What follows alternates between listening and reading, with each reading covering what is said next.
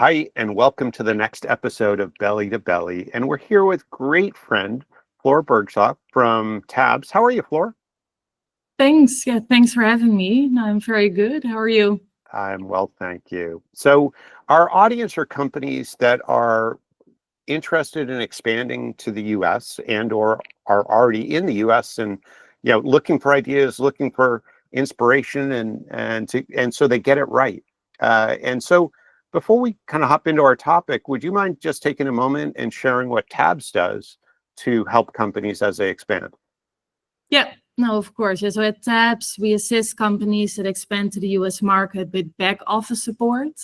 So what we typically see is that, for example, UK companies, they first test whether they can get traction in the market. They start with their first US clients, and then when they're ready to make the leap and actually set up an entity, that's where we come in. So we assist with setting up an entity, applying for the tax ID numbers, the bank account, and then from there, when everything is set up, we can also manage the entity. So doing the bookkeeping, payroll, HR, sales tax, basically kind of all administrative matters so that a company can just focus on the growth in the US. And we do this for startups, scale-ups, SMEs in all sorts of industries. And we have an office in New York, in Houston, Texas, in the Netherlands and Spain. And we're actually going to open an office in London next year. So that's also very exciting. That's awesome. Well, appropriate timing to talk about the workshop we're going to be in together. Before we get to that, though, if you wouldn't mind talking a little bit about, just as you think of the companies that are expanding, and obviously some do it, really well and kind of hit all the marks, and others maybe less so. What are the things that typically where companies struggle and where they hit roadblocks and really get challenged? Yeah, well, every other year we also do a research and we interview a lot of companies about the do's and don'ts for success in the US and also the challenges where companies experience challenges. And I think what we usually notice is that they experience a lot of challenges during the hiring and kind of building a team in the US because, yeah, there are a lot of differences where it works a little bit different compared to the UK. For example, in the US, of course, you have employment at will, so you can fire someone, but someone can also quit without any notice. So that, of course, makes for an entirely different environment and dynamic. But what we also hear a lot from founders is that during the hiring process, that I think in the UK and in many other European countries, people tend to be a bit more modest about how they present themselves and how they talk about their accomplishments. Whereas in the US, they know so well how to present themselves and kind of how to almost sell themselves. And yeah, we also typically see that a lot with founders, that in the beginning, there are different expectations and sometimes mishires, what they find challenging. And then it's really trial and error until they understand how it works. But I think we also, and that's of course also where we assist companies, so more with the practical matters. We see a lot of challenges a company experience when they start out in the US because you're not doing business, or it almost feels like you're doing business in 50 different countries because of the different states. So if you're going to hire an employee, for example, you're not hiring your first employee in the US, but you're hiring in Florida or New York or California. And then based on the state, it's very different. The job offer is based on the state or the benefits that you can offer. So I think that's an important difference to kind of take into account. Sales tax works very differently in the US. There are over 12,000 different sales tax rates. So I think those are all things that definitely can be overcome, but probably expert advice in the beginning to set yourself up for success is important. Also with legal, with accountancy matters, with immigration. And I think especially if we already kind of go back to, of course, also what we're going to talk about during the event, fundraising in the US and potentially doing an exit in the US. If that is your end goal, it's very important that you set it up correctly because during a due diligence, they're also going to look at any sales tax liabilities or other liabilities that also a company has had maybe historically or with the foreign entity still. So yeah, if that's your end goal, I would definitely advise to set it up properly from the start. Yeah, no, it very much makes sense. And the whole hiring challenge, hiring people in any country, I think is hard, but in a country that's foreign to you, there's just so much to adjust to in terms of whether it's attitude or customs or, as you said, all the Yeah. tax implications and so on, and benefits and all that. And I was actually also wondering, because I was kind of looking at the challenges, and what I also see that founders mention a lot is the cultural differences when doing sales in the US, that they sometimes find it very difficult to get a feeling for what were they really enthusiastic about our product or service, or did I just think so? So I was curious, since you of course help with sales in the US, do you notice cultural differences there a lot when it comes to sales?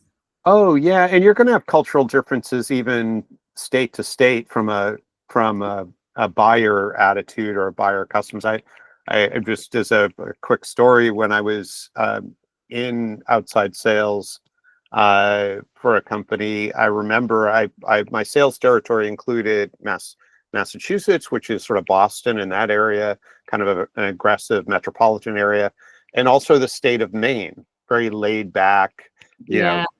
And so, in that job, the role was to walk in, to cold call into businesses. So to walk in with no appointment, and in Boston, you'd get kicked out.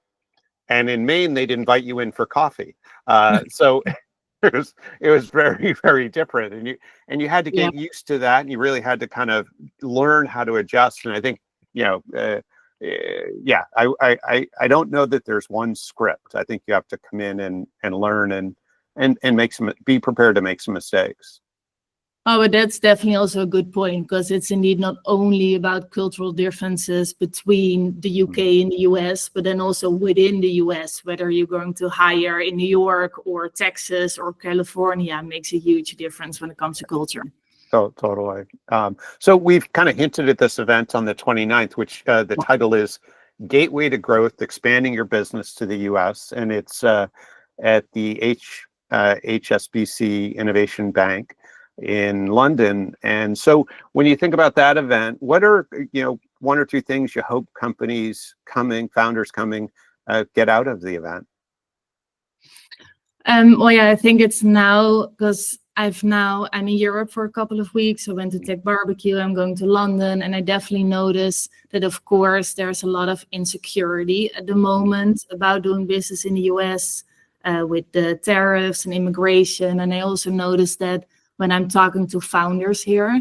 So I think it's now more than ever very good that we're going to have an event like this, so that everyone can also give an update on immigration, setup, business development, about the latest updates and trends. Because, of course, there's still so much opportunity in the US, even now with the insecurities for companies to scale.